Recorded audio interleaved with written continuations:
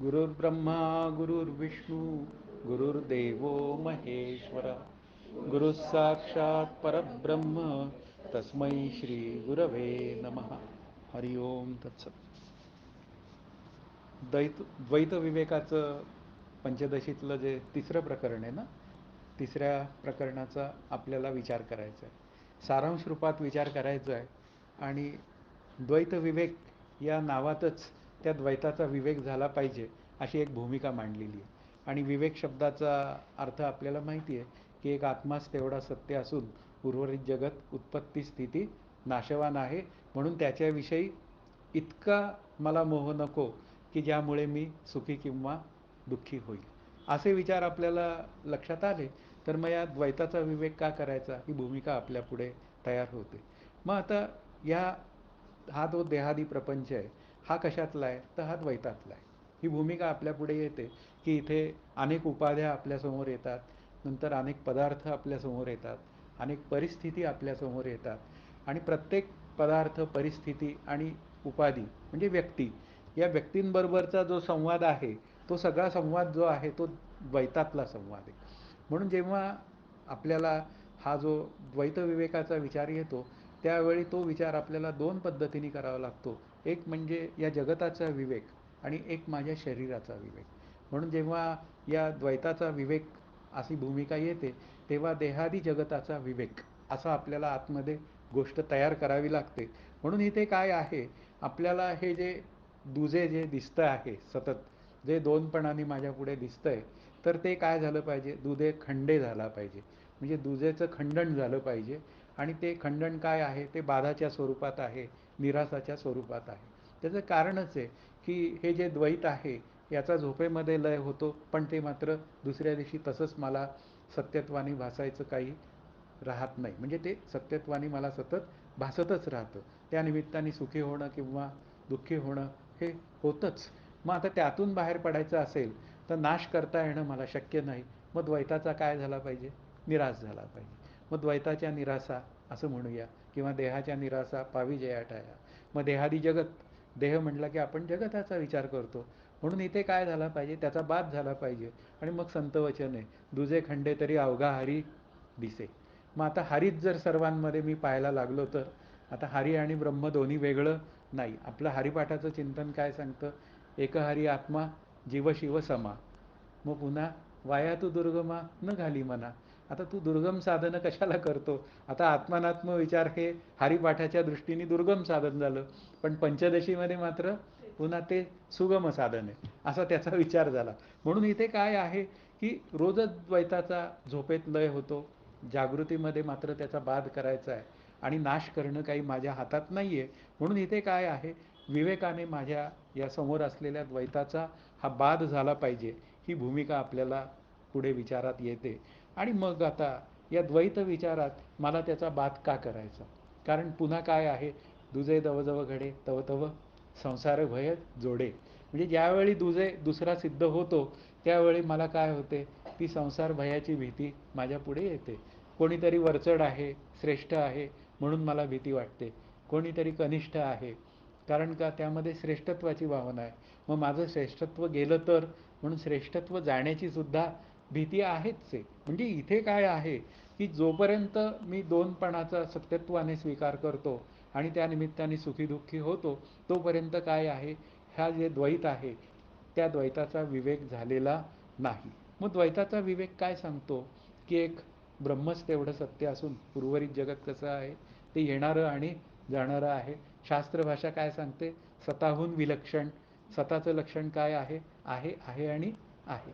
आणि हे जे जगत आहे हे काय कसं आहे, म्हणजे जागृतीत आहे, झोपेमध्ये पुन्हा वास्तवात काय झालेलं आहे त्याचा लय झालेला आहे. आणि जेव्हा ईश्वर नाश करतो तेव्हा ते बीजरूपात असतं. म्हणजे याचा अर्थ काय झाला की ते जग नावाचं तत्व आणि जगाच्या निमित्ताने असलेलं शरीर नावाचं तत्व जे काय आहे ते नाशवान आहे. म्हणजे ते उपजे ते नासे पुनरपी भासे. अशा पद्धतीने तो ज्ञानदेवांनी विचार मांडलेला आहे. तो विचार मी करायचा. मग एक आत्माच तेवढा सत्य असून उर्वरित जगत नाशवान आहे, क्रियाशून्य आहे. क्रियाशून्य या शब्दाचा अर्थ आपल्याला लक्षात ठेवायचा की त्या जड अचेतनाकडनं कुठलीच क्रिया घडत नाही. प्रॉब्लेम कुठे आहे आपला, की ते द्वैत मला सतवतं का माझी अंतःकरण वृत्ती त्या देहादी प्रपंचातल्या पदार्थांमध्ये जाऊन लिप्त होते आणि मला ते सतवतं, अशी भूमिका त्याच्यामध्ये. म्हणून त्या जड अचेतन पदार्थांकडनं माझ्या बाजूला कुठलीच कृती नाही आहे. पण माझ्या बाजूनी मात्र कृती आहे. मी त्या पदार्थांमध्ये लिप्त होतो आणि लिप्त झाल्यामुळे हे जे नाशवान पदार्थ आहेत तेच मला जणू काही बांधून ठेवतात, अशी माझी एक भूमिका तयार होते. वास्तवात बंधन कशाचं आहे? बंधन माझ्या अंतःकरणात तयार झालेलं आहे आणि अंतःकरण काय झालेलं आहे? त्या चिदाभासाने जणू काही चेतित झालेलं आहे, जिवंत झालेलं आहे. मग जणू काही जिवंत झालेलं असेल तर त्याच अंतःकरणामध्ये बिघाड झालेला आहे. त्याच अंतःकरणामध्ये मला काय केलं पाहिजे? दुरुस्ती केली पाहिजे. म्हणून इथे काय आहे? इथे विचार मांडायला सुरुवात झालेली आहे या पंचदशीकारांची, की जग कोणी निर्माण केलेलं आहे? ते मला प्रश्न विचारतायत. हे जग तू निर्माण केलेलं आहेस काय? अशी भूमिका त्यांनी मांडलेली आहे. तर ती मुख्य भूमिका काय आहे? जग हे ईश्वराने निर्माण केलेलं आहे. म्हणून इथे काय आहे? जग नावाचा पदार्थ जो आहे तो माझं नाही आहे, असा विचार आपल्या आतमध्ये करता येतो. जग जर ईश्वराने निर्माण केलेलं असेल तर मग ते जगजगापरी चाले, ते ईश्वर सूत्रे बांधी येले, ते सूत्र मी हाती घेतले ऐसे न व्हावे. म्हणजे इतका सोपा विचार ज्ञानेश्वरीत सांगितला आहे की जग जगाच्या पद्धतीने चालणार आहे. दुसऱ्याला सुधरवायचा माझा काहीही अधिकार नाही, पण मी मला सुधरवू शकतो. असं सोपे सोपे विचार मी जर केले तर मी मला सुधरवण्यासाठी काय केलं पाहिजे? की आत्मरूपाने मी स्थिर असून, सत्य असून, या देहादी जगताच्या निमित्ताने मी कसा आहे? अस्थिर आहे. म्हणजे याचा अर्थ पुन्हा उत्पत्ती स्थिती नाशवान आहे. म्हणून अशा अर्थाने जगातले पदार्थ हे ईश्वराने निर्माण केलेले असल्यामुळे सगळा मालकी हक्क त्याचा आहे. आणि व्यावहारिक सत्तेमध्ये मात्र काय आहे? घर माझं आहे, पण पारमार्थिक सत्तेमध्ये घर कोणाचं आहे? ईश्वराचं आहे. अशा पद्धतीने जर विचार झाला तर मग या घराच्या किंवा संपत्तीच्या किंवा आणखीन काही गोष्टींच्या विचारांमध्ये माझी अंतःकरण वृत्ती लिप्त होत नाही. आणि ती न लिप्त झालेली अंतःकरण वृत्ती आहे ती मला नामात लावता येते, ती मला लिखाण करायला लावू शकते पंचदशीचं, ती मला माझ्या आनंदाकडे जाण्याचा विचार पुढे आणू शकते. म्हणून इथे काय आहे? हे जे काय विवेक जेव्हा मी करत नाही, म्हणजे हे जग ईश्वराचं आहे असा विवेक जेव्हा माझा होत नाही, तेव्हा ते जग माझं आहे असं मी सिद्ध करतो. आणि माझं आहे असं सिद्ध करताना मग मी अनेक मनोराज्य तयार करतो. आणि त्या मनोराज्यांच्या निमित्ताने काय होऊन जातं? माझ्या अंतःकरणामध्ये क्रोधाची स्थिती तयार होते. आणि क्रोधाची स्थिती का तयार होते? तर मोह निर्माण होतो अंतःकरणामध्ये, की ह्या वस्तू माझ्याकडे, पदार्थ माझ्याकडे असाव्या, परिस्थिती मला सतत अनुकूल असावी. पण वास्तवात मला असं लक्षात येतं की परिस्थिती पूर्वी जेव्हा विचार करत होतो तेव्हाही मला कधी अनुकूल किती वेळ होती? तर ती फार थोडा वेळ अनुकूल होती. आणि प्रतिकूल किती होती? तर खूप वेळ होती. म्हणजे याचा अर्थ काय आहे? की परिस्थितीसुद्धा काय करते? या मनोराज्याला मदत करते. आणि मनोराज्याला मदत करून मग परिस्थिती सुधारेल आणि मग मी नाम घेईन, मग मी अभ्यास करेन. मग ती परिस्थिती कधीच सुधारत नाही, कारण सुख पाहता जवा पाडे दुःख पर्वता एवढे. म्हणजे याचा अर्थ काय आहे? प्रतिकूल परिस्थितीतच अभ्यास हा करण्याचा प्रयत्न आपल्याला मॅक्सिमम केला पाहिजे. मग अनुकूल परिस्थितीत तो सहज होत जातो. असे जर विचार आले तर मग या पदार्थांच्या निमित्ताने आपण काय होतो? विशेषत्वाने सुखी दुःखी होतो. मला अत्यंत आवडता असा पदार्थ मिळाला की मी सुखी होतो, पण तोच पदार्थ मला मिळाला नाही तर मी दुःखी होतो. म्हणजे याचा अर्थ काय आहे? परमार्थ कशासाठी आहे? तर सुखरूप होण्यासाठी. आणि एका बाजूला मी म्हणतो की आत्मरूपाने मी सुखरूप आहे आणि माझं सुखी दुःखी होण्याचं सतत चालू असतं. आता तिथे मला जिथे जिथे माझी अंतःकरण वृत्ती विशेषत्वाने सुखी किंवा दुःखी होईल, तिथे तिथे मी त्या अंतःकरण वृत्तीला समजावून सांगायचं आहे की सुखी आणि दुःखी होणं हा कोणाचा धर्म आहे? हा अंतःकरणाचा धर्म आहे. आणि अंतःकरण कसं आहे? ते पुन्हा जेव्हा अनुकूल प्रतिकूल विचार करतं तेव्हा ते वायुतत्वाचं आहे. निर्णय घेतं तेव्हा ते आपण तेजतत्वाचं आहे. किंवा जेव्हा अवधारण वृत्ती करते एखादा विषय तेव्हा ते जलतत्वाचं आहे. म्हणजे याचा अर्थ हे जे काय पाचही तत्व जी आहेत ती सगळी कशी आहे? अहंकार पृथ्वी तत्वाचा आहे. म्हणजे याचा अर्थ या पाचही तत्वांचं जर का अंतःकरण बनलेलं असेल तर ते पाचही तत्व कशी आहेत? येणारी आणि जाणारी आहेत. म्हणून तो केलेला विचार जो आहे तो व्यवहार करण्यापुरताच आपल्याला करायचा आहे. आणि मग उर्वरित विचार सगळा कशाचा करायचा आहे? त्या परमार्थाच्या अभ्यासाचा करायचा आहे. माझं कर्म निष्काम झालं पाहिजे, माझी उपासना निष्काम झाली पाहिजे, मग नाम झालं पाहिजे, ध्यानाला बसलं पाहिजे. आणि मग अनात्मविचार जेव्हा येईल तेव्हा आत्मविचाराने मी त्याला छेद दिला पाहिजे. मग द्वैताचा विवेक काय आहे? हा आत्मविचाराचा विचार आहे, की त्या विवेकाने काय होतं, तो आत्मा मी आहे हे कळून घेण्याची भूमिका मला सहज समजू शकते. म्हणून इथे काय आहे, मग दोष कोणाचा आहे? तर माझ्या अंतःकरणात दोष आहे, की मी जरुरीपेक्षा जास्त या जगाचा व्यवहार करतो आणि विचार करतो. आणि त्या जरुरीपेक्षा जास्त व्यवहार करणारी मी सुखी दुःखी होतो. तिथून मला बाहेर पडायचं असेल तर पुन्हा अभ्यासाचे विचार हे मला आत्ता खूप गडद केले पाहिजेत.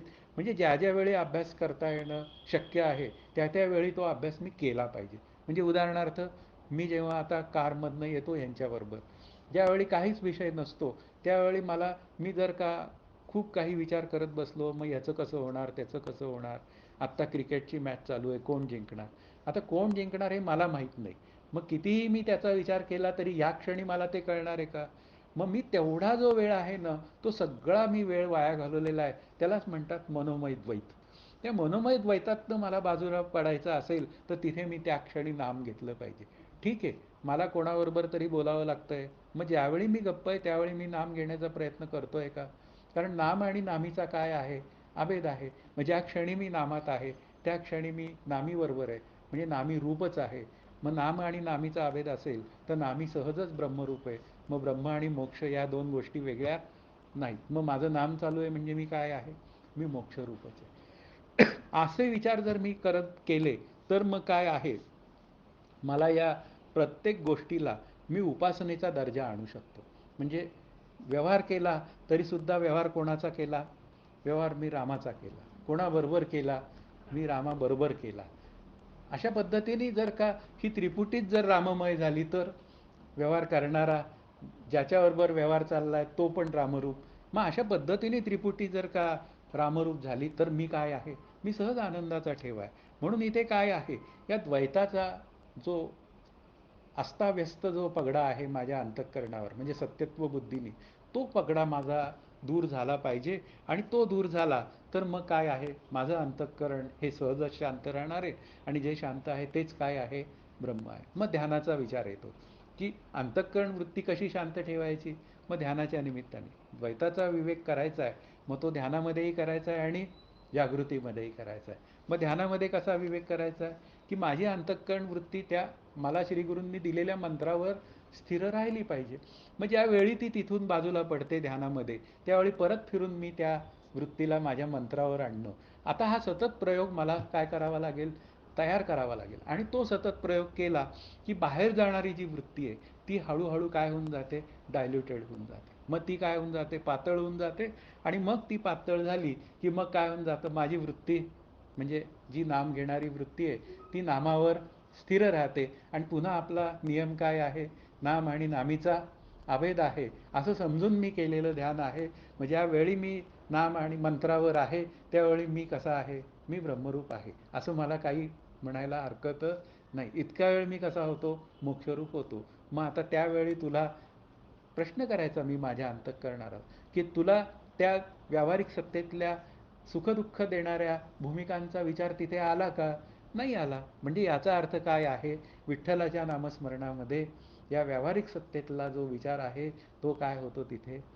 हां, बाजूला पडतो. म्हणजे याचा अर्थ मी त्यावेळी कशात आहे? मोक्षरूप आहे. मग मोक्ष कसा आहे? असं आणखीन विचारायची काय गरज आहे विशेषत्वाने? मोक्ष कसा आहे हे सहजच मला कळण्याची व्यवस्था आहे. अशा रीतीने मी आत्मानात्म विचार करावा. ज्यावेळी जागृतीत असतो त्यावेळी मी खरं काय आणि खोटं काय? खरं शब्दाचा अर्थ जे तीनही काळात असतं त्याला सत्य म्हणतात. आणि जे तीनही काळात कधीतरी असतं नसतं त्याला काय म्हणायचं? मिथ्या. मग झालं. मग आत्मानात्म विचार केला थोडासा की मग मी काय होऊन जातो? मी स्वरूपाशी एकरूप होऊन जातो.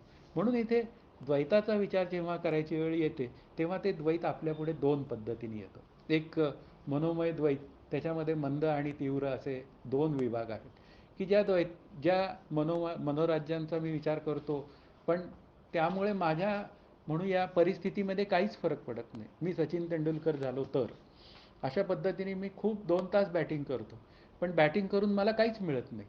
म्हणजे मी त्या जागेवरच राहतो, पण मी माझा वेळ घालवलेला असतो हे माझ्या लक्षात येत नाही. ते 2 तास मी माझ्या नामस्मरणामध्ये किंवा आत्मानात्मचिंतनामध्ये किंवा एखाद्या ग्रंथ वाचनामध्ये हे मी सहज ते तिथे घालवू शकतो आणि त्यातून मला माझ्या साधनेच्या अनेक पद्धती माझ्या पुढे येतात. म्हणून हा मनोमय द्वैताचा जो विचार आहे तो जीवाशी संदर्भात आहे. आणि ईशकृत द्वैताचा जो विचार आहे तो केवळ हे ईशकृत द्वैत जे माझ्या पुढं आलेलं आहे, म्हणूया की पृथ्वी, आप, तेज, वायू, आकाश या 5 महाभूतांचा सगळा एक संच तयार झाला, म्हणजे त्यांचं पंचीकरण झालं आणि त्याच्या वस्तू माझ्या पुढे आणलेल्या आहेत त्या ईश्वराने, त्या केवळ व्यवहार घडवण्यासाठी आणलेल्या आहेत की त्यामुळे माझं जीवन सुखी व्हावं. म्हणजे याचा अर्थ काय आहे? उदाहरणार्थ एक जल नावाचं तत्व आहे. आता पुण्यात काय धरण जवळ आहे, मग धरण जवळ असल्यामुळे आपल्याला पुण्यात कसं आहे, मुबलक पाणी आहे.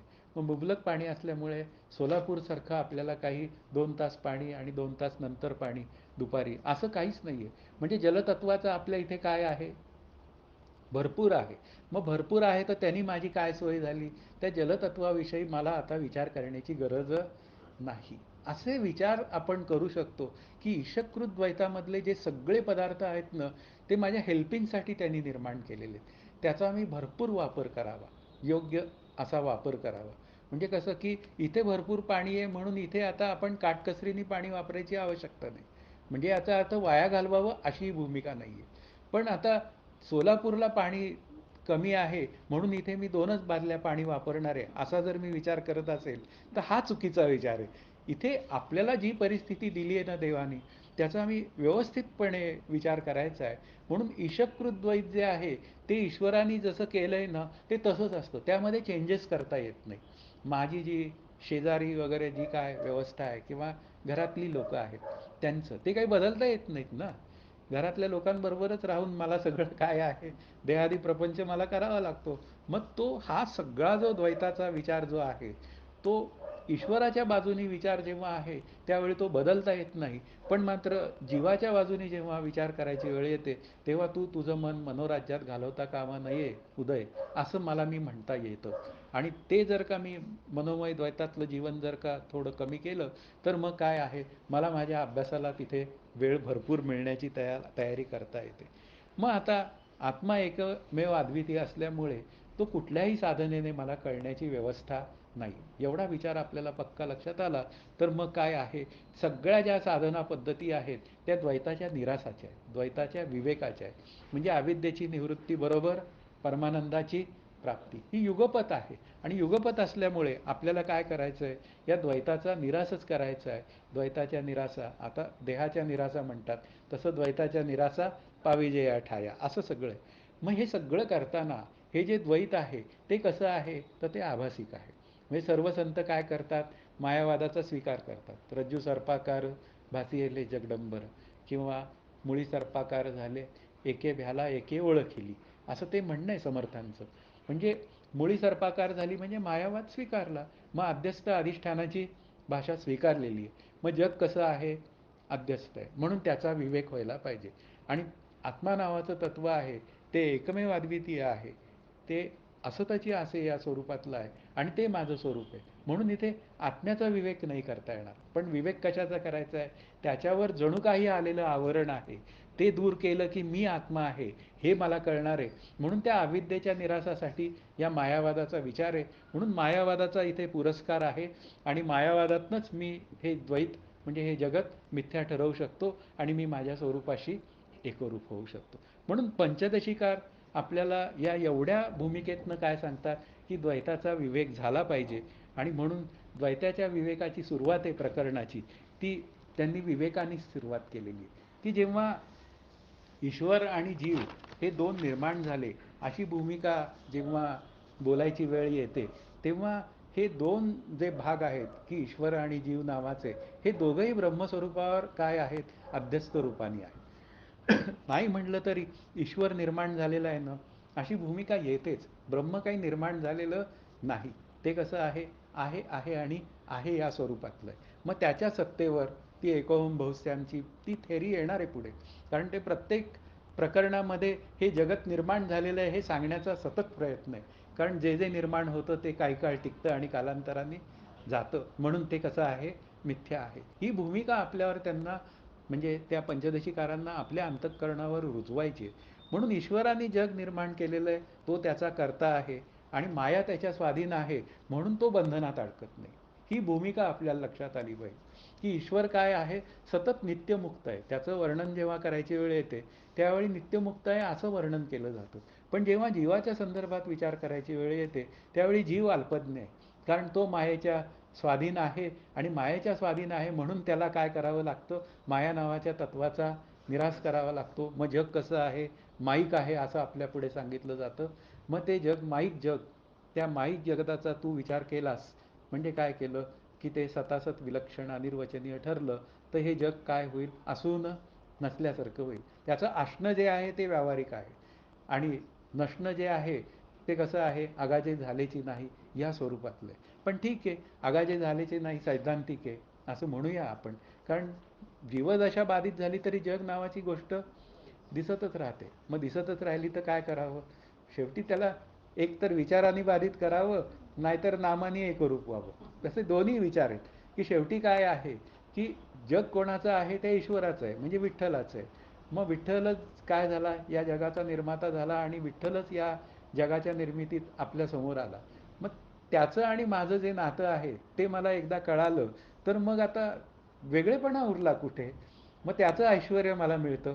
आता त्याचं ऐश्वर काय आहे, तो सदा आनंदात आहे, कारण माया नावाचं तत्व त्याच्या स्वाधीन आहे. आणि मग तेच ऐश्वर मला प्राप्त होतं म्हणजे मी मुक्त होतो. मी ईश्वर होतं नाही, एवढं लक्षात ठेवायचं. मला ईश्वर व्हायचं नाही आहे. पण इथे काय आहे, ही जी आनंदरूप मी असताना या मनोराज्यामध्ये संकल्प विकल्प रूप विचारांमध्ये मी सापडतो आणि मग मी काय होतो, या जगाला सत्यत्व देतो. वास्तवात मी कसा आहे, आनंदाचा ठेवा आहे. मग आता तो ठेवा मी आहे, तर अल्पज्ञता मी माझी घालवली पाहिजे. म्हणजेच अविद्या नावाची उपाधी जी माझ्या अंतःकरणाला लागलेली आहे, म्हणजेच त्या जीवाच्या भूमिकेत ती आली आहे, ती अविद्या नावाची उपाधी आपल्याला काय करायची आहे, बाधित करायची आहे. आणि ती बाधित केली की मी कोण आहे, सतत मी आनंदाचा ठेवा आहे. म्हणून इथे काय आहे, जीवाला बंधनातनं सुटण्यासाठी अभ्यास करावा लागतो. तो ईश्वराला करावा लागत नाही, कारण ईश्वर सतत काय आहे, नित्यमुक्त आहे. म्हणून इथे मला आता काय आहे, बंधन घालवण्यासाठी अभ्यास केला पाहिजे. म्हणून आपल्याला जीवाचा ज्यावेळी विचार करायची वेळ येते, तो वाच्यार्थाने जीव काय आहे, करता आहे. वाच्यार्थाने सामान्य रूपाने करता आहे असंही आपण म्हणू शकतो. विशेष रूपाने करता झाला की मी सुखी होतो किंवा दुःखी होतो. पण सामान्य रूपाने मी जर प्रत्येक कृती केली, मग सामान्य रूपाची कृती कशी, तर मज देवनी जाळीत कर्मफळे. म्हणजे प्रत्येक कृती जीवानी करायची आणि ती कृती कोणी करून घेतली माझ्याकडनं, माझ्या विठ्ठलाने करून घेतली असा निर्णय करायचा आणि ती प्रत्येक कृती त्या विठ्ठलाला अर्पण करायची. त्याला अर्पण केली की तो करता होतो. बरं, त्याला करता झाला तरी फरक पडत नाही आणि मी त्याला अर्पण केल्यामुळे मी करता होतो, हा माझा प्रॉफिट आहे. असा हा द्वैताचा विवेक हा असा करावा लागतो. म्हणजे कर्माच्या संदर्भात जेव्हा विचार करायची वेळ येते तेव्हा प्रत्येक वेळी मी कर्म त्याला अर्पण करावं आणि कर्म त्याला अर्पण केलं करणं, हेच काय आहे, द्वैताच्या विवेकाचं लक्षण आहे. मग कशाला तो सत्य मिथ्याचा एवढा अवघड विचार करायचा. सत्य मिथ्यापेक्षा मी मजदेवनी जाळीत कर्मफळे इतक्या सोप्या युक्तीने करू शकतो. पण जेव्हा आपण शरीराचा विचार येतो की शरीर कसं आहे, येणारं आणि जाणारं आहे माझं शरीर. मग आता ते येणारं आणि जाणारं असेल, मग तिथे मात्र सत्य मिथ्याचा विचार करावा लागतो की शरीर सत्य नसून ते येतं आणि जातं. मग शरीर हे काळाचे काय म्हणूया वाहतुकले, म्हणजे ते काळाचं आहे. मग काळाचं आहे तर त्याचा तो पगडा तो करीन, पण लक्षार्थाने मी कोण आहे, मी ब्रह्म आहे. म्हणून मी येतही नाही आणि जातही नाही, माझं शरीर नाही. म्हणजे मूळ मुद्दा काय आहे, मी शरीर का माझं शरीर, मग माझं शरीर, मी शरीर नाही, मी आत्मा आहे. अशा पद्धतीने विचार केले की शरीराची भ्रांती आहे ती बाजूला पडायला तयार होते. मग अशी हळूहळू या स्थूल शरीराची भ्रांती बाजूला पाडायची. मग सूक्ष्म शरीराची भ्रांती, मग मन काय विचार करतं, असे द्वैताच्या विवेकाचे जे विचार आहेत ना ते मला मांडायचे. हे विचार इथे पंचदशीकारांनी असे लिहून ठेवलेले नाहीत, पण माझ्या श्रीगुरूंनी आम्हाला शिकवले आणि ते श्रीगुरूंनी शिकवलेले जे विचार आहेत ते मी तुम्हाला सांगतोय. कारण इथे द्वैताचा विवेक प्रकरण सांगताना अकॅडमिकली ते जस्ट मांडता येईल, पण त्या मांडण्यातनं मला काहीच साध्य होणार नाही. मग मांडण्यातनं माझं साध्य काय करायचं आहे, तर त्याचा विवेक नक्की झाला पाहिजे. तो काय पद्धतीने झाला पाहिजे, असं आमचे श्रीगुरू नेहमी सांगायचे. तुम्ही एखादं साधन केलं ना, ते असं का केलं याचा विचार केला का? असं काही नाही केलं तर का नाही होणार चांगलं? असं केलं तर का होणार आहे चांगलं? हे असे दोन्ही विचार करायला शिका आणि त्यातून मग तुम्ही ठरवा की नक्की काय करायला पाहिजे. आणि अशा रीतीने आपण जेव्हा तौलनिक अभ्यास करतो, तेव्हा माझी अंतःकरण वृत्ती आनंदाकडे जाण्यासाठी ही सहज तयार होते. त्यासाठी मग मला कोणी म्हणूया भरीस पाडू शकत नाही, की मी याच्या भरी पडलो आणि मग असं झालं, त्याच्या भरी पडलो असं झालं. मी तो विचार जसा संतांनी मला सांगितला तसा मी केला आणि त्याप्रमाणे मग काय आहे, मी माझ्या आनंदाशी एकरूप झालो. म्हणून द्वैत विवेक प्रकरणामध्ये ईश्वराचं महत्त्व हे अबाधित आहे. का? तर ही सृष्टी त्याची आहे, म्हणून आद्य कर्म त्यांनी केलेलं आहे, तो सामर्थ्यवान आहे, कर्तुम अन्यथा कर्तुम शक्ती आहे. नंतर तोच विठ्ठलाच्या रूपात येतो, तोच माझं योगक्षेम वागतो. तोच सगळं जर का माझं करत असेल, तर मग काय आहे, मी त्याला कर्म अर्पण करावीत ना. मी त्याला कर्म अर्पण केली की सगळा भार कोणावर आहे, त्याच्यावर आहे. मग त्याच्यावर भार आहे तर त्याला आवडेल असं सगळं कर्म करून मी त्याला कर्म अर्पण केलं की तोही काय होऊन जातो, आनंदी होऊन जातो आणि तोही मला आशीर्वाद देतो. कारण सरते शेवटी जीव ब्रह्मरूप व्हायची जेव्हा वेळ येते, तेव्हा विनंती श्री गुरु कोणाला करतात, ते ईश्वरालाच करतात की बाबा रे, यांनी साधन अत्यंत निष्ठेने आणि नेमाने व्यवस्थित केलेलं आहे, तर तू आता याला या जीवनात जीवनमुक्त कर. आणि तो ईश्वर त्यांचं ऐकतो आणि ते मुक्त होऊन जातो तो व्यक्ती. म्हणजे याचा अर्थ काय आहे की तो अंतिमतः तोच माझं जर कल्याण करणारा आहे, तर मग त्याचा आपण अव्हेर कशाला करायचा. मग अशा रीतीने हे जे जीवाचं अंतःकरण नावाची उपाधी आहे, ते जर का शांत करायचं असेल, तर मग मला काय केलं पाहिजे, पुन्हा ईश्वर नामोच्चारण केलं पाहिजे. ते पापातनं दूर होण्यासाठी नाही करायचं. म्हणजे ते असाधारण प्रायश्चित्त वगैरे सांगितलेलं आहे, त्याच्यासाठी मी नामस्मरण करत नाहीये. तर नाम आणि नामीचा अभेद आहे असं समजून मी नामस्मरण करत आहे. कारण का, तो नाम आणि नामी आणि मी त्याचा वंशज. मग त्यामुळे तिघांमध्ये आमच्या काही म्हणूया दुही काही नाहीये, आम्ही तिघही एकरूप आहोत. मग अशा रीतीने मी नाम घेत आहे, म्हणून तुला आता मला रामरूप करण्याशिवाय पर्याय नाही. म्हणून कल्याण करी रामराया, ही भूमिका का मांडू शकले समर्थ? खरं पाहायला गेलं तर कल्याण करी रामराया ही प्रार्थना आहे का रामाला दिलेला दम आहे समर्थांनी, याचा विचार करायची गरज आहे. वास्तवात पाहायला गेलं तर समर्थांनी दमच दिलेला आहे की आता इतकं आम्ही तुझं सगळं व्यवस्थित करतोय आणि तरी तू आम्हाला जर का आत्मस्वरूपाशी एकरूप करत नसशील, तर हा दोष तुझा आहे आणि तुला दोष लागला तर नंतर ओरडू नकोस. बहुत अनुदिनी अनुतापे रामलो, तापलो रामराया, करुणाष्टक ती बघा ना. अशा पद्धतीने मज विण तू मज दे रे राम वगैरे ही सगळी जी विचारधारा आहे ना, ती सगळी ईश्वराला त्यांनी अर्पित केलेली आहे. त्याचं कारणच आहे की तो सगळा काय आहे, सृष्टीचा कर्ता आहे. मग सृष्टीचा कर्ता आहे तर मग पुन्हा सृष्टीचा कर्ता बोलताना मग सृष्टीचा क्रम हा विषय इथे येतो. या पंचदशीमध्ये सृष्टीच्या क्रमाविषयी बोलता येते आणि मग ती सृष्टी कशी निर्माण झाली हा विचार 10 उपनिषदांमध्ये येतो, 100 उपनिषदांमध्ये येतो आणि प्रत्येकजण प्रत्येक ते वेगवेगळं सांगतो. कुणी अशी सृष्टी निर्माण झाली, इथंही तसंच आलेलं आहे. ते रेफरन्सेस दिलेले आहेत की निर्मितीचा एक क्रम सांगितलेला आहे. तो मात्र सर्वांचा सारखाच आहे की पहिलं आकाश निर्माण झालं, मग वायू निर्माण झाला, मग अग्नी, आप, पृथ्वी, मग औषधी व जीव. अशा रचना जी सृष्टीची आहे ती ईश्वराने केलेली आहे. का? तर शेवटी जीव निर्माण करण्याचं कारणच असं आहे की त्या जीवाला ही सगळी साधनं काय व्हावीत, अवेलेबल व्हावीत आणि या साधनांच्या निमित्ताने त्यांनी मला शोधण्याचा प्रयत्न करावा. ही भूमिका आहे त्याची. म्हणजे कोणाच्या संदर्भात आहे, तर या माणसाच्या संदर्भात आहे. म्हणजे पृथ्वीवर असलेला जो माणूस आहे तोच मुक्त होण्याचा विचार करू शकतो, म्हणून त्याच्या संदर्भात आहे. म्हणून इथे काय आहे की प्रत्येक भूताचे गुणधर्म हे आपल्यासमोर येतात आणि ते आपल्याला खूप युजफुल असतात. मग त्याचा उपयोग करून घ्यायचा आहे. पाणी नावाचं भूत फार छान अवेलेबल आहे. तहानेचा विचार आपल्याला नाही, रोज स्नानाचा विचार नाही, स्नानाच्या निमित्ताने नामाचा विचार. असे म्हणजे आपल्याला काय आहे, प्रत्येक कृतीमध्ये आपण काय करू शकतो, त्या नामाचा विचार करू शकतो, त्या ईश्वरी सत्तेचा विचार करू शकतो आणि त्या ईश्वरी सत्तेचा विचार करताना त्या ईश्वरी सत्तेतच सगळे व्यवहार चाललेले आहेत अशी एक भूमिका आपल्या अंतःकरणात धारण करून जेव्हा हा सगळा विचार होतो, तसा तो ईश्वराप्रमाणे आपल्याला व्यवहार करता येतो, ही भूमिका आपल्याला कळली पाहिजे. मग आता ईश्वर हा सगळा या जगाचा व्यवहार करून आलिप्त आहे. कारण माया त्याच्या स्वाधीन आहे म्हणून तो अलिप्त आहे.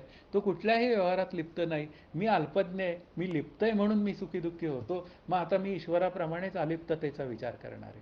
मग अलिप्तता हे एक स्वरूप लक्षण आहे. अलिप्तपण मज दे रे राम, हे मागतायत समर्थ रामदास स्वामी रामाला. त्याचं कारणच ते की अलिप्तपणामध्ये काय आहे, ही सृष्टी निर्मिती करून त्या सगळी रचना करून तो द्वा सुपर्णा सयुजा सखयामध्ये एक पक्षी फळे खातो, एक पक्षी फळे खात नाही. तो खात नाही तो ईश्वर. म्हणजे याचा अर्थ काय आहे, सर्वांना तो सगळी कृती करून सुद्धा तो काय होतो, वेगळाच राहतो. म्हणजे या शब्दाचा अर्थ अकर्ता राहतो. ती भूमिका माझ्या अभ्यासासाठी अत्यंत उपयोगाची आहे. त्याने द्वैताचा विवेक होतो. म्हणजे मी जर त्याला कर्म अर्पण केली ईश्वराला, तर मी अकर्ता होतो आणि मी अकर्ता झालो की मी स्वरूपाशी एकरूप आहे. म्हणून इथे काय आहे की अनेक उपनिषदं आहेत, ती इथे पंचदशीकारांनी मांडली आहेत, की या पंचदशीकारांनी काय केलं आहे, या सृष्टी निर्मितीसाठी काय प्रूफ दिलं पाहिजे ना. मग प्रूफ द्यायचं असेल तर मग छांदोग्यातलं प्रूफ दिलं, की त्यांनी म्हटलं आहे की ही सगळी सृष्टी आहे ती ईश्वराने ज्ञानपूर्वक केली आहे. त्या सृष्टीची निर्मिती जी झाली आहे ती व्यवस्थितपणे झालेली आहे, म्हणजे विचारातनं झालेली आहे. उगाचच अस्ताव्यस्त सृष्टी निर्माण केलेली नाही. कारण ते सगळं जे काय निर्माण केलेलं आहे ना, तर ते सगळं निर्माण केलेली ज्या वस्तू, व्यक्ती आणि ते सगळे पदार्थ, परिस्थिती, हे केवळ मला माझ्या स्वरूपाशी एकरूप होण्यासाठी त्यांनी निर्माण केलेले आहेत. म्हणून इथे सृष्टीची रचना जर का ज्ञानपूर्वक आहे आणि ती ज्ञानरूपतेला पोषक अशी आहे, तर मी ज्ञानरूपतेचा अभ्यास का करीत नाही? त्याचं कारण आहे माझं अंतःकरणात द्वैत सत्य आहे. मी द्वैताचा विवेक केलेला नाही. पंचदशीकारांचं म्हणणं आहे की तू त्या द्वैताचा विवेक केला तर तू खऱ्या अर्थाने स्वरूपाशी एकरूप होशील. म्हणून इथे ईक्षणापासून म्हणजे एकोहम बहुश्याम या निमित्ताने ईक्षण झालं, ईश्वराने ईक्षण केलं किंवा ब्रह्मस्वरूपावर आरोपित रूपाने ईक्षणाचा विचार आला, तर मग आता बहु व्हावे ही त्याची इच्छा आहे. मग आता बहु व्हावे ही त्याची इच्छा असेल तर मग काय आहे, त्या ईश्वराचं बहु होणं, जगत रूपाने बहु होणं आणि त्याचं त्या सृष्टीमध्ये सतत अस्तित्व आपल्याला कळत राहणं, दिसत राहणं, हे त्या सृष्टीचं स्वरूप आहे. हे माझ्या लक्षात आलं पाहिजे. माझा प्रॉब्लेम कुठे होतो माहिती का, की त्या पंचीकरणातनं सृष्टी निर्माण होते. एक अष्टमांश एक चतुर्थांश पाठ असतं, पण हरीच्या दासा हरी दाही दिशा हे मान्य नसतं. म्हणजे मी हरीचा दास आहे, तर त्या हरीलाच मी सर्वांमध्ये पाहायला काय हरकत आहे. कारण ब्रह्मच हरी झालं आणि हरीनीच सृष्टी निर्माण केली, तर मग सृष्टीसुद्धा काय आहे, ब्रह्मरूप आहे. किंवा अगदी क्रमाने आलो, सृष्टी हरिरूप आहे, हरी ब्रह्मरूप आहे, म्हणून ब्रह्म सृष्टीरूप आहे, सृष्टी ब्रह्मरूप आहे. काही जरी विचार केले, अध्यारोपातनं करा नाही तर अपवादातनं करा. अपवादातनं केला तरी सर्व ब्रह्मच सगळीकडे व्यापून आहे. म्हणून भरला घनदाट हरी दिसे, ही ज्ञानदेवांची हरिपाठातली भूमिका आहे.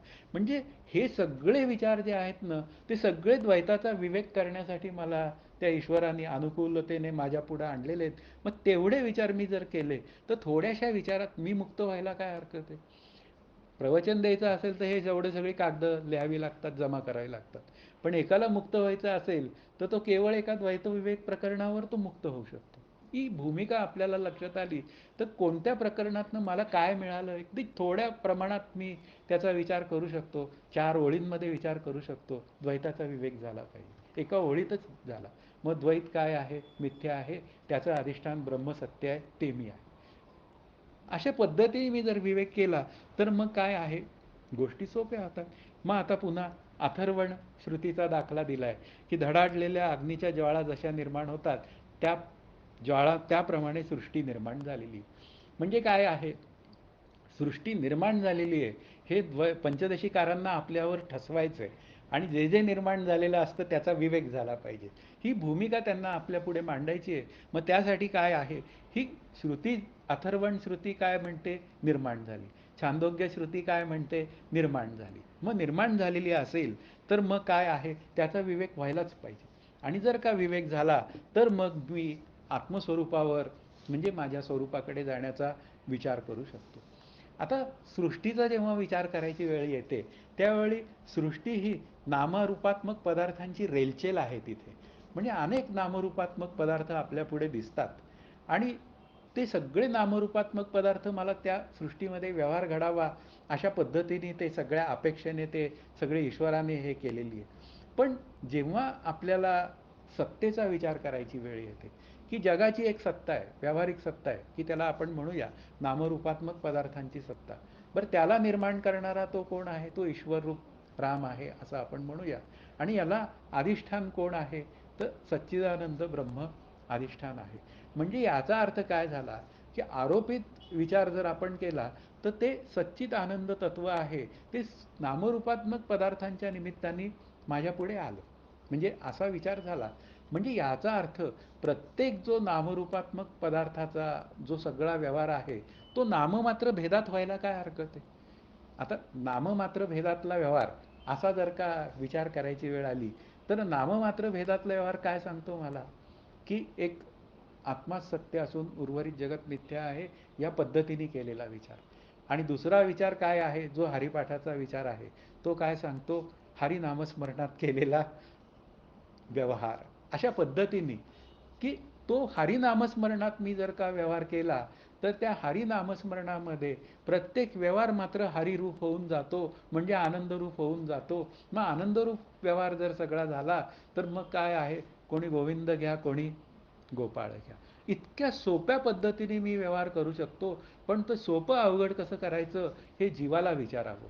कारण का, तो विवेकच करत नाही. आणि विवेक करत नाही म्हणून तो काय होऊन जातो, तो या देहादी प्रपंचात मी करता या रूपाने अडकतो. म्हणून इथे काय आहे, सृष्टीमध्ये आपल्याला व्यवहार करायचा असेल, तर तेच ब्रह्म हरी झालं. आणि हरी जर सगुण रूपामध्ये माझ्या पुढे आलेला असेल, मग त्या सगुणामध्ये व्यवहार व्हायला काय हरकत आहे? ब्रह्मामध्ये व्यवहार होत नाही, मान्य आहे, निर्गुण तत्व आहे, त्याच्यामध्ये व्यवहार होणं शक्य नाही. पण प्रत्येक त्या सगुण सृष्टीतल्या पदार्थांमध्ये, नामरूपात्मक पदार्थांमध्ये, ही ईश्वराने निर्माण केलेली सृष्टी, म्हणजे ईश्वरच जर विठ्ठल झाला आहे, तर मग विठ्ठलाची सृष्टी आहे असा जर का आतमध्ये विचार केला, तर प्रत्येक पदार्थांमध्ये त्या सगुण विठ्ठलाला पाहून मी व्यवहार केला, तर माझी अंतःकरण वृत्ती आनंदाची राहणार नाही का? कारण कोण्याही जीवाचा न घडो मत्सर, वर्म सर्वेश्वर पूजनाचे. आता मी जर का पूजन करत असेल, तर याचा अर्थ मला दुसऱ्यांविषयी क्रोधच नाही. म्हणजे कामक क्रोध लोभ द्वेष मोह मत्सर नाही, याचा अर्थ माझ्या दृष्टीने दुसरा सिद्धच झाला नाही. म्हणजे दुसरा असून सुद्धा सिद्ध होत नाही. ही भूमिका जीवनमुक्ताची आहे. ती मला सहज साधकावस्थेमध्ये विचारपूर्वक पार पाडता येते. आणि एक दिवस तिची सहजावस्था तयार होते. आणि त्या सहजावस्थेलाच काय म्हणायचं, द्वैताचा विवेक पूर्ण झालेला आहे. तो शेवट आहे या द्वैत विवेक प्रकरणाचा. म्हणून इथे काय आहे, तोच सृष्टी झाला, तोच प्राण झाला, तोच सगळं झाला, म्हणजे तोच म्हणजे ईश्वर. आता ईश्वर या शब्दाचा अर्थाने आरोपित ब्रह्मच काय झालं, प्राण झालं, हे झालं, ते झालं, सगळंच झालं. म्हणजे इथे काय आहे, की मोक्षरूप होण्यासाठी जी सगळी काही व्यवस्था आहे, ती सगळी त्याचीच आहे. आणि प्रत्येक पदार्थात दिसणाऱ्या छटा आहेत प्रत्येकाच्या, त्या सगळ्या छटा कोणाच्या आहेत? शेवटी छटासुद्धा त्याच्याच आहेत. मग छटा सगळे त्याचे संदर्भ आहे. साधं आकाश असतं, पण आकाश कसं आहे, काही वेळा ते निळं दिसतं, खूप छान. कोणी म्हणतं निळं खूप आकाश छान आहे, अथांग आहे. तोच कोणी म्हणतं सूर्योदयाच्या वेळी दिसणारं सोनेरी आकाश मला फार आवडतं. म्हणजे आकाशाच्या कितीतरी छटा असतात, आणि त्या प्रत्येक छटा प्रत्येकाला आवडत असतात. म्हणजे याचा अर्थ काय झाला, प्रत्येक छटेमध्ये त्याचंच व्यक्तिमत्व आहे, त्या ईश्वराचंच व्यक्तिमत्व आहे. आरोपित रूपाने ते ब्रह्मच आपल्यासमोर त्या छटेच्या रूपाने माझ्या पुढे आलेलं आहे. आता त्या ईश्वराला प्रार्थना करणं, किंवा त्या ईश्वराच्या चरणी आपण नतमस्तक होणं, ही खरी आपल्या अभ्यासाची भूमिका आहे. आणि ती जर का अभ्यासाची भूमिका तयार झाली, तर मग हरिपाठ काय म्हणतो, एकदा देवळात जाऊन तर बघा, चारही मुक्ती साधल्या जातात. देवाची द्वारी उभा क्षणभरी, एकदा थांब तिथे जरा, असं ते मला म्हणतात. तेणे चारी मुक्ती साधी येल्या. मग तू हरिनाम घे आणि आनंदाशी एकरूप हो. हरिनाम या शब्दाचा अर्थ त्या ईश्वराचं अस्तित्व तू मान्य कर. या पंचदेशीकारांना काही श्लोकांमध्ये पहिल्या काय करायचंय, तर त्या ईश्वराची महती आपल्याला पटवून सांगायची आहे. का, तर मला त्याला कर्म अर्पण करता येतात म्हणून. आणि मी त्याला कर्म अर्पण बुद्धी माझ्या अंतःकरणात तयार व्हावी, ही तयार झाली तर माझं बरंचसं काम हलकं झालेलं असतं अभ्यासाचं. आणि मग काय आहे, मग तोच पुन्हा मोक्ष देण्यासाठी ईश्वर काय होतो, सद्गुरू होतो. असाही तो पुढचा एक पार्ट आहे. कैसा माझ्या विठ्ठलाचा प्रेमभाव, देव तोची होय गुरु. तोच गुरु होतो. आणि मग गुरु होऊन तो काय करतो, मोक्षाची वाट मला दाखवतो आणि जन्म मरणाचा फेरा चुकवून टाकतो. मग आता तिथे जन्म मरणाच्या चक्रातनं वाचवणारा अल्टिमेटली विचार करायची वेळ आली तर तो ईश्वरच आहे. सद्गुरू आहे, वादच नाही, कारण सद्गुरू मला माझ्या मोक्षाचं सगळं सांगतो म्हणून तो श्रेष्ठच आहे, त्यात वादच नाही. पण तो ईश्वरच सद्गुरू रूपाने माझ्या पुढे आलेला आहे, हा जर विचार झाला तर त्या सद्गुरूमध्ये मी ईश्वर तत्व पाहू शकतो. आणि असं पाहिलं तर मग मला माझ्या आनंदाचा विचार हा काय होऊन जातो. मग हरिओम तत्सत म्हणताना गुरुओम तत्सत म्हणलं तरी काय अडचण आहे. अशा रीतीने आपण काय करू शकतो, प्रत्येक कर्म ईश्वराला तरी अर्पण करा, विठ्ठलाला तरी करा, नाहीतर श्री गुरूंना तरी करा. कुठेतरी ते कर्म अर्पण करून मी आकर्ता भाव माझ्या अंतःकरणात तयार करणं हा खरा आपल्या अभ्यासाचा विषय आहे. म्हणून अभ्यास करणारा कोण आहे, तर जीव नावाचं तत्व अभ्यास करणारा आहे. म्हणून त्या जीवाचा विचार अधिक होणं जास्त गरजेचं आहे. कारण शेवटी या भोगयोनीतली प्राणी जे आहेत त्यांना मुक्त होता येत नाही, देवालाही मुक्त होता येत नाही. मग मुक्त कोण होऊ शकतो, तर या मनुष्य प्राणी देहामध्ये आलेला जो विचार आहे तोच मुक्त होऊ शकतो. मग आता जीवाचा विचार मांडलाय. मग जीव बरोबर काय, आपण नेहमी विचार केलाय की बुद्धी अधिक आत्मा अधिक बुद्धीत पडलेलं आत्म्याचं प्रतिबिंब, किंवा अंतःकरण अधिक आत्मा अधिक अंतःकरणात पडलेलं ब्रह्माचं प्रतिबिंब. मग इथे काय आहे, हे जे अंतःकरण नावाची गोष्ट आहे ना, ती मुळात शुद्ध आहे. वास्तवात पाहायला गेलं तर बघा, वायुतत्व शुद्ध आहे, नंतर तेजतत्वात तर काहीच टिकत नाही. म्हणजे याचा अर्थ काय आहे, ही तत्व सगळी शुद्ध आहे, अपंचीकृत महाभूतांचं अंतःकरण बनलेलं आहे अशी भूमिका मांडतात. आणि अपंचीकृत महाभूत ही सगळी शुद्ध अवस्थेत असतात. जेव्हा ती पंचीकरणात येतात तेव्हा मात्र काय होऊन जाते, त्यांची एकमेकांमध्ये भेसळ होऊन जाते, असा तो विचार आहे. म्हणून इथे काय आहे, साधन जे नावाचं गोष्ट करायची आहे ना, ती केवळ अंतःकरण शांत करण्यासाठी करायची. आता त्यावर बऱ्याच वेळा प्रश्न विचारला जातो की मग निष्काम कर्माने अंतःकरण शुद्ध होतं अशी भूमिका मांडली जाते. त्या निष्काम कर्माचा आणि अंतःकरणाचा संबंध काय. त्याचा अर्थ, निष्काम कर्माचा संबंध कृतीशी आहे. आता कृती कशी असली पाहिजे, ती न्यायनीती धर्मात असली पाहिजे. ती जर कृती न्यायनीती धर्मात असेल, म्हणजे सर्वांना सर्वांमध्ये पुन्हा तेच हरितत्व पाहून ती कृती करण्याची रीती असेल, तर काय झालेलं आहे, ती कृती माझं अंतःकरण शुद्ध करते. आणि त्या शुद्ध अंतःकरणाचा प्रॉफिट काय मिळतो, की ते माझं अंतःकरण शांत होतं. म्हणजे कृती करण्याच्या निमित्ताने, या जगातील नसत्या उठाठेवी करण्याच्या निमित्ताने जी अंतःकरणाची क्षुब्धता आलेली असते, ती पापवर्तन करण्याची क्षुब्धता आलेली असते, ती शुद्ध आचरणाने निघून जाते. आणि त्या निमित्ताने माझी अंतःकरण वृत्ती काय होऊन जाते, शांत होते. म्हणून अशा रीतीने त्या निष्काम कर्माचा आणि त्या केलेल्या कृतीचा साक्षात संबंध नसला तरी दुरान्वयाने संबंध आहे. म्हणून निष्काम कर्मोपासनेला बहिरंग साधन म्हटलेलं आहे. पण बहिरंग साधन सुद्धा आपल्या दृष्टीने विचार करणारं आहे. म्हणून इथे काय आहे, की साधना करणारी काय आहे, वृत्ती आहे. आणि वृत्ती शब्दाचा अर्थ काय, बुद्धिवृत्ती, मनोवृत्ती, चित्तवृत्ती, अहंकार वृत्ती. अहंकार वृत्तीमध्ये काय आहे, मी केलं ही भूमिका आहे, त्यामुळे सुखदुःखी होणं आहे. पण इकडे मन आणि बुद्धी आणि चित्त याच्यामध्ये ईश्वराने केलं, म्हणजे त्या रामानी माझ्याकडनं करून घेतलं अशी भूमिका आली, की अहंकार नावाची गोष्ट काय होऊन जाते, आपोआप शांत होऊन जाते. तिथे त्याचा वेगळेपणाने आपल्याला विचार करावाच लागत नाही.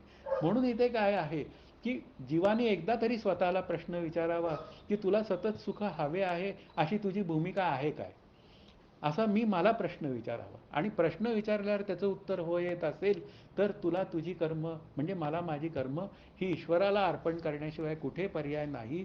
मग असे जर का विचार मी काही विवेकाचे करत राहिलो, तर माझी अंतःकरण वृत्ती शांत होते. आणि जे शांत आहे तेच ब्रह्म आहे. मग जीव म्हणजे मी मोहात का पडतो, ही भूमिका तयार होते, की माझं मोहात पडण्याचं कारण काय.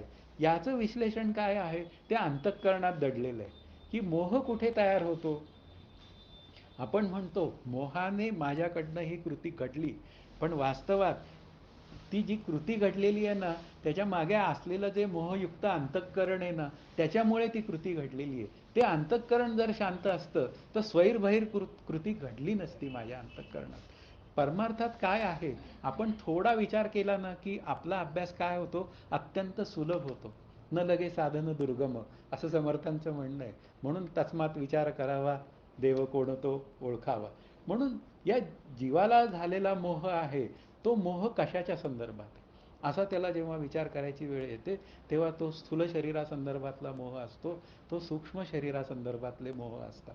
मग आता त्या सूक्ष्म शरीराच्या मोहामध्ये माझे नातेवाईक, माझी मुलं, माझं घर, माझी सांपत्तिक स्थिती, पुन्हा सत्ता संपत्ती, यश कीर्ती, प्रतिष्ठा, हे जे विषय आहेत ना, ते काय करतात, ते मोहाला अधिक खत पाणी घालतात. आणि त्या विषयांचं म्हणणंच असं आहे की बंधनात टाकायचं आहे. आणि संतांचं म्हणणं असं आहे, विषयजनित सुखे सौख्य होणार नाही. मग आपण काय करतो, त्या विषयाला जवळ करतो. आणि विषयाला जवळ करून तो विषय जर अनुकूल रीतीने मला प्राप्त झाला तर मला बरं वाटतं, आणि प्रतिकूलता निर्माण झाली की माझ्या अंतःकरणामध्ये काम, क्रोध, लोभ, मोह, मत्सर हे दंगा करायला लागतात. आणि त्याचा परिणाम काय होऊन जातं की माझी अंतःकरण वृत्ती अशांत होते. आणि अशांत अंतःकरण वृत्ती होण्याचं कारण काय आहे, तर जग सत्य वाटते. आता ते जग सत्य वाटतंय तर ते सत्य नसून पुन्हा उत्पत्ती स्थिती नाशवान आहे, एवढा जर विचार मी सतत केला, तर हा जो मोह नावाची जी गोष्ट आहे माझ्या अंतःकरणात निर्माण होतो, त्या मोहापासून मी काय करू शकतो, मला दूर ठेवता येऊ शकतो. मोह जर अंतःकरणाचा धर्म असेल तर त्या अंतःकरणाला ज्या ज्या क्षणी मोह होतो, तो कधी कधी कसा असतो, मनामध्ये काय असलं, हे करावं का ते करावं, मोह निर्माण झाला. पंचदशीचा अभ्यास वर्ग आहे पण सिनेमाची तिकीटही काढली, जवान सिनेमा आहे. मग आता काय करायचं, तो परत पाहायला मग कोण जाणार, गाडीतनं नेतायत येतायत, मग जाऊ दे आज एक पंचदशीला सुट्टी झाली तरी चालेल. अशा रीतीने काय होतं, हा मोह नाही का द्वैतातला, हा मला असत क्रिया करायला लावतो. म्हणजे ज्या क्रियेला शुद्धता नाही अशा क्रिया करायला लावतो. आणि मग तो काय होऊन जातो, त्यातून मग त्या सिनेमात मला काय मिळतं, मारामारी आणि क्रोध, मोह, मत्सर याचे सगळे धडे. आणि ते सगळे घेऊन मी घरी येतो, मग पंचदशीचा अभ्यास काय होऊन जातो, रामकृष्ण हरी होतो. इथे आपल्याला विवेक करता आला पाहिजे की द्वैताचा विवेक आहे, जवान आणि पंचदशी हे द्वैत आहेत दोन. मग त्यात कुठला विवेक करायचा, सिनेमा विवेक करायचा का काय करायचं, पंचदशी विवेक. हे सगळे विचार जे आहेत ना, हे पंचदशी मला शिकवतो, बेसिक्स. आणि ही बेसिक जर मला लक्षात आली तर मग काय आहे, एकदा का मोह मी तोडला की मग परत मोह तो काय होऊन जातो, तो डायल्यूट होऊन जातो. ते अंतःकरण वृत्ती काय म्हणते, की अरे कितीही विचार मी याच्यामध्ये आणले अंतःकरणामध्ये, तरी हा सतत विवेक करत असल्यामुळे हा मला काही जय मिळून देतच नाही. म्हणजे अशा रीतीने त्या नको असलेल्या विचारांचं काय होऊन जातो, निचरा होऊन जातो. आणि मग मोहामुळे मी स्वतंत्र आहे, आत्मरूपाने मी कसा आहे, स्वतंत्र आहे. पण मी मोहामुळे काय होऊन जातो, परतंत्र होऊन जातो. परतंत्र या शब्दाचा अर्थ परिस्थिती, पदार्थ आणि व्यक्ती यांच्या चिंतनाच्या निमित्ताने मी परतंत्र होतो. आणि या पारतंत्र्यातनं मला सुटायचं. ते देशाचं पारतंत्र्य वगैरे हे भाग लोकमान्य टिळकांनी पूर्ण केले. पण आता मी पारतंत्र्यात आहे, म्हणजे मी स्वतः नित्यमुक्त असून, म्हणजे ईश्वर नाही पण ब्रह्मरूपाने मी मुक्त असून, मी जर का या जीवाच्या बंधनात सापडत असेल, म्हणजेच पुन्हा जन्म मरणाचं काय आहे, पारतंत्र्य आहे. त्या पारतंत्र्यातनं माझी सुटका झाली पाहिजे, हा खरा विचार आहे. 14व्या श्लोकापासून अन्नाचा विचार मांडलेला आहे, की प्रत्येकाचं अन्न लिहिलेलं आहे, ते तुम्ही वाचलेलं असेल. पण इथे काय आहे, सृष्टी ईश्वराची आहे, तर अन्न निर्मिती कोणाची आहे, अन्न निर्मिती ही त्याचीच आहे. मग वाटणी सुद्धा त्यानेच केलेली आहे, की कोणाचं अन्न काय आहे ही त्यांनी वाटणी केलेली आहे. मग त्यानुसारच ते अन्न खाल्लं पाहिजे. आता पशुचं अन्न मला खाता येणार आहे का, काही भागात नाही खाता येणार आहे. पण ते विचार मला लक्षात येत नाहीत, मी काहीतरी अशुची भक्ष करतो, तर ते काही उपयोगाचं नाही. मग आता माणसाकरिता त्यांनी काय सांगितलं, मन आणि वाणी आणि प्राण अशा पद्धतीने 3 अन्नांचा विचार मांडलाय. स्थूल अन्न आहेच आहे, की ज्वारी, बाजरी, गहू, जोंधळा वगैरे जे व्हेजिटेरियन अन्न आहे. आपल्या दातांची रचना सुद्धा तशीच आहे, ती नॉनव्हेज खाण्यासाठी नाहीच आहे. पण लोक नॉनव्हेज खातात. आणि बुद्धी काय होते, अन्नापासून बनते. मग आता मी जर का स्वैर भक्षण केलेलं असेल तर माझी बुद्धी सुद्धा तशी स्वैरच होते. पण तेच अन्न जर का सात्विक असेल तर अशा पद्धतीने बुद्धी सात्विक होते, असा तो विचार आहे. पण मानव काय आहे, मानव त्याचा उपयोग करून घ्यायचा आहे. मानवाने विचार आहे मानवाकडे, मग विचार आहे तर त्याने उपयोग करून घ्यायचा आहे. पशुला काही स्वातंत्र्य नाही आहे, जे त्याला अन्न मिळेल ते त्याला खावं लागतं. भोगयोनी आहे, त्यामुळे त्याला चॉईस नाही आहे. म्हणून इथे काय आहे की हा मन, वाणी आणि यांचा जो प्राणाचा जो विचार आहे तो कशासाठी आहे, तो मनासज्जना भक्तिपंथेची जावी. हा विचार आपल्याला कळला पाहिजे, की मनुष्याला मोक्ष आहे. जसा मोह आहे तसा मोक्षरूपाचाही विचार आहे. मग आता काय करावं लागतं? काय खायचं, काय नाही खायचं हे ठरवावं लागेल. म्हणजे वेदांतामध्ये सांगितलंय, की मानवाने काय खावं आणि काय खाऊ नये. त्याचा विचार करावा. त्याने माझी वृत्ती काय होऊन जाते? शुद्ध राहते. मग शुद्ध वृत्ती काय होते? अन्नापासून बुद्धी तयार होते. मग देवरूप होण्यासाठी सत्वान्न खाल्लं पाहिजे. मग सत्वान्न खाल्लं की जीव ब्रह्मरूप होण्याची तिथे एक काय होते, एक प्रायमरी व्यवस्था आपल्याला तयार करता येते. कारण शेवटी काय आहे, सेकंडरी व्यवस्था जी आहे ना, ती मन, वाणी आणि प्राण यांचा अन्नाचा विचार करायचा आहे. तो जास्त महत्त्वाचा विचार आहे, की सृष्टीची रचना ही ईश्वराने केली. सगळ्या उपनिषदांनी सांगितलं, की जगातील या सर्व पदार्थांचा भोग घ्या तुम्ही. पण भोग घेऊन सुद्धा तुम्ही काय राहा, अभोगता राहा. कारण कर्तेपणाने भोग घेतला की त्याचा भोगतेपणाचा आरोप मला स्वीकारावा लागतो, आणि स्वीकारावा लागला की मग सुख किंवा दुःख तयार होतं. म्हणून इथे निष्काम पद्धतीने जीवन जगावं ही त्या ईश्वराची योजना आहे, की तुला भोग घेण्याला बरोबर परवानगी आहे, पण ते भोग कसे असले पाहिजे, विधियुक्त असले पाहिजे, निषिद्ध चालणार नाही. आता निषिद्ध वर्तनामध्ये त्यांनी परस्त्री, परधन, परनिंदा या 3 गोष्टी आहेत आणि उरलेल्या सगळ्या गोष्टी त्याच्यामध्ये आणलेल्या आहेत. मग त्या आणलेल्या असतील तर निषिद्ध वर्तन माझ्याकडनं होता कामा नये. साखरे महाराजांनी फार सुंदर व्याख्या केली, की जे मानवाला करता येणं शक्य आहे पण ते त्याने करू नये त्याला निषिद्ध कर्म असं म्हणतात. फार सुंदर व्याख्या केली आणि म्हणाले ते अपेयपान मानवाला करता येणं शक्य आहे पण ते त्यांनी, हे त्यातलं विचार. म्हणून निष्काम पद्धतीने जीवन जगलं पाहिजे. पण काय आहे, हा जीव नावाचं तत्व आहे ना, विशेषत्वाने अनेक संबंध निर्माण करतो. होय, ते आमचे नातेवाईकच आहेत. म्हणजे आपण एखादं नाव घ्यावं की हा त्यांचा पाहुणाच निघतो.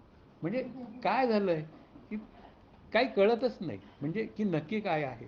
म्हणजे काही वेळा मला असे भेटलेत, होय डॉक्टर देशमुख आमचे नातेवाईक आहेत, मग त्यांनी सांगितलेल्या परमार्थाचं काय, नाही ते आम्हाला माहीत नाही. हे म्हणजे असं होऊन बसतं काहीतरी, की नातेवाईक जिथे असतात ना, म्हणजे एकदा काका म्हणाले होते, म्हणजे की आपण घरी कधी म्हणे परमार्थ सांगायचा नसतो म्हणे कधी. मग ज्यावेळी मला माझ्या मुलीने विचारलं की मला ते अभ्यास करायचा याची उत्तरं काय, म्हटलं तुझे गुरु काका आहेत, तू त्यांच्याकडे जाऊन तुझं बघ. आणि काकांनी जेव्हा त्यांच्या मुलीला परमार्थ करायची वेळ आली त्यावेळी ते म्हणाले तुम्ही उदयबरोबर अभ्यास करा, त्यांनीही नाही सांगितलं. म्हणजे मूळ मुद्दा काय आहे, घरी म्हण ती अजिबात करायची नसते. हा सर्वात महत्त्वाचा विचार आहे. विशेषत्वाने आपण दुःख तयार करून ठेवतो आणि मग काय होतात, वासना तयार होतात आणि मग जन्म घ्यावा लागे वासनेसंगी. आणि त्यांचं म्हणणं काय आहे ईश्वराचं, की तू निष्काम कृती कर आणि निष्काम जीवन जग, आणि निष्काम जीवनाने तुझं चित्त शुद्ध आणि शांत होईल. त्यात उपासनेचा विचार आहेच आहे. आणि मग इथे दोष कोणाचा आहे, त्या ईश्वराचा अजिबात नाही आहे. द्वैत सत्यत्व बुद्धीमध्ये दोष माझा आहे. त्यांनी मला जन्माला का घातलं, तर माझेच कर्मधर्म असे होते की त्यामुळे मला जन्माला यावं लागलं. मग आता ते कसे आहेत सध्या, मग ते जरा रजगुणात्मक जास्त आहे, मग साधनेच्या दृष्टीने ते सत्वगुणात्मक झाले पाहिजेत. असा जर विचार मी केला तर ते सत्वगुणात्मक माझी कर्म होतात आणि मग माझी चित्तवृत्ती शुद्ध आणि शांत होते आणि खऱ्या अर्थाने ते द्वैताचा विवेक कसा करायचा ही भूमिका कळू शकते. आता उदाहरणार्थ प्रारब्धाच्या भोगांचाही विचार पंचदशीकारांनी केला आहे, की प्रारब्ध भोग जे आहेत या शरीरात मिळणारे, ते सगळे कसे आहेत, त्याचा सामना जीवाला करावाच लागतो. पण आत्मरूपाने मात्र मला कुठलंही प्रारब्ध नाही, कारण ते एकमेव अद्वितीय आहे आत्मतत्व, आणि त्याच्या ठिकाणी शरीर नावाची गोष्टच नाही. मग शरीराचे गोष्टच नसेल तर आत्मस्वरूपाला प्रारब्ध नाही, तो आत्मा मी आहे म्हणून मला प्रारब्ध, पण शरीर रूपाने मला प्रारब्ध आहे. मग आता प्रारब्ध आहे तर मग काय आहे, त्या ईश्वरी सृष्टीत हे सगळं प्रारब्ध रूपाने तुला तुझं जीवन जगायचं आहे. मग आता जगायचं असेल तर तुझं मनाचं जे अन्न आहे, मन, वाणी आणि प्राण, मग काय कर, मनाने सतत तू त्या ईश्वराशी एकरूप होण्याचा, म्हणजे त्या ब्रह्मस्वरूपाशी एकरूप होण्याचा तू विचार कर. म्हणून मना सज्जना सदा रामी प्रीती धरावी, मना सज्जना सदा राघवे वस्ती कीजे. वाणीने काय करावं, वाणीने सतत नामचिंतन करावं, वाणीने सतत भद्र बोलावं, म्हणजे शुभ बोलावं. आणि शुभ बोलावं या शब्दाचा अर्थ काय आहे, आत्मस्वरूपाच्या ऐक्यतेच्या विचारांची देवाणघेवाण व्हावी. आता नवरा बायको अभ्यास करत असतील तर मग काय आहे, दोघांनी अभ्यास करावा. अभ्यास केल्यानंतर एखादी गोष्ट एखाद्याला फार सुंदर क्लिक होते, त्याने ती समजा नवऱ्याला क्लिक झाली तर बायकोला सांगावी, बायकोला क्लिक झाली तर नवऱ्याला सांगावी. प्रॉफिट आहे की नाही? म्हणजे जी स्थिती आहे ती सगळी काय आहे, त्या मनापासून तयार होते. मन काय करतं तेच बंधनाला कारण आहे, तेच मोक्षाला कारण आहे. मग जे सुटका करणारं बंधनातनं मन आहे त्याला डेव्हलप करायचं आहे. आता ते कशाने होईल? ते पुन्हा द्वैत विवेकाने होईल. एक पुन्हा आत्मा सत्य असून उर्वरित जगत.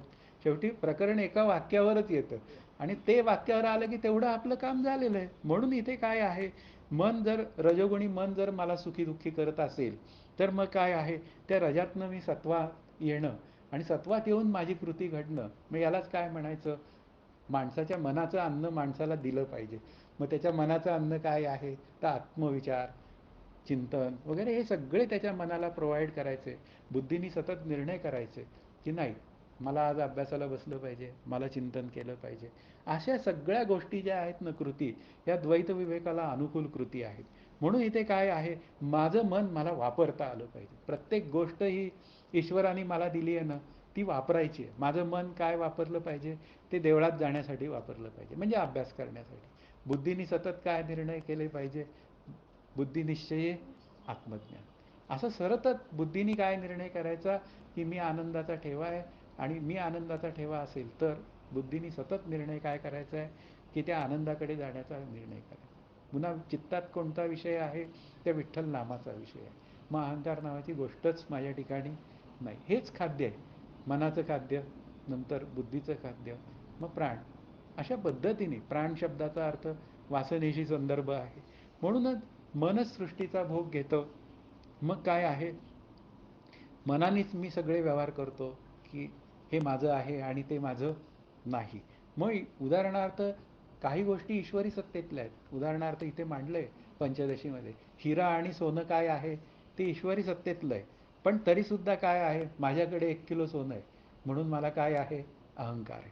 म्हणजे इथे काय आहे, मग त्याच्या सांभाळण्यासाठी सतत विचार.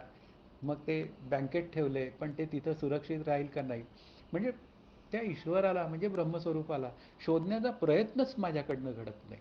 मग अशी जी अस्वस्थता आहे ती मात्र काय करते, मला माझ्या मोक्षापासून दूर नेते. पण संत मात्र काय म्हणतात, सोने माती आम्हा मृत्तिके समान. आहे ना 1 किलो सोनं, काही काळजी करायचं कारण नाही. कारण समर्थांना दरिद्री माणूसच मान्य नाही. त्यांनी म्हणलंय प्रपंची पाहिजे सुवर्ण. पण पुढचं जसं बोलायला लागतात तसं माझं अवघड होऊन बसतं.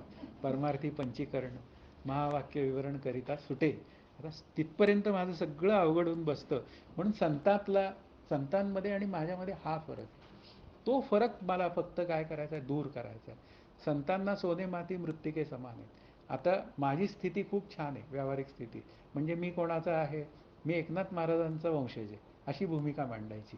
मग एकनाथ महाराजांनी कसं जीवन जगलं ते एकदा वाचावं आणि त्याप्रमाणे आपलं जीवन जगलो तर म्हणजे पुन्हा त्यांनी द्वैताचा विवेकच केला आहे. मग विवेक करून ते मुक्त झाले तर मी का न व्हावा. म्हणून इथे काय आहे, की मी मोहित आहे आणि मी अमोहित आहे. आता हे दोन्ही विचार सांगणारी कोण आहे, ती वृत्तीधाराच आहे. पण मी मोहित म्हणणारी जी आहे ती मला सतत जन्ममरणाचा फेरा मला ती घडवते. आणि मी अमोहित असेल तर मी माझ्या स्वरूपाशी एकरूप होतो. मग आता हा फरक जो आहे, मी मोहित आणि मी अमोहित, म्हणजे मोहितपासून ते अमोहित, हा सगळा फरक जो आहे तो दूर करण्याचं साधन जे आहे ना, ते द्वैत विवेकात आहे. आणि हे द्वैत विवेकाचं साधन जे आहे ते मला कळलं पाहिजे. आणि म्हणून द्वैत विवेकाचा अभ्यास झाला पाहिजे. ही या द्वैत विवेकाची भूमिका आहे. 58 मिनिटं झालेली आहेत आणि इथे आपला आजचा अभ्यास संपलेला आहे. आत्तापर्यंत आपण 20 श्लोकांचं साधारण एक सारांश रूपाने विवरण केलेलं आहे. तर 21व्या श्लोकापासून पुढचं विवरण सुरू होईल. तोपर्यंत थांबूया. जय जय रघुवीर समर्थ. हरि ओम तत्सत. श्री पांडुरंगाय नमः.